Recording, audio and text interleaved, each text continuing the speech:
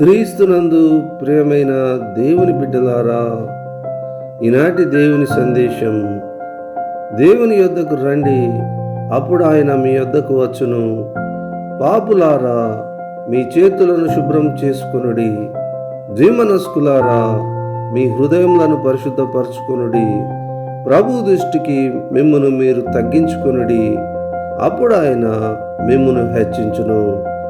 యాకోబు రాసిన పత్రిక 4వ అధ్యాయము 8-10 వచనములు.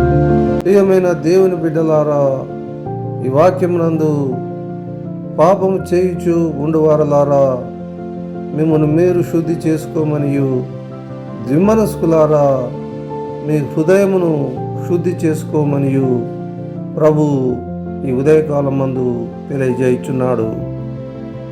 దేవుని మందిరమునకు పరిశుద్ధతయే అనుకూలమనియు, దేవుని ఆశ్రయించు వారు తమ హృదయములను అంతరంగమును శుద్ధిపరచుకొనవలెనని ఈ వాక్యము తెలియజేయుచున్నది.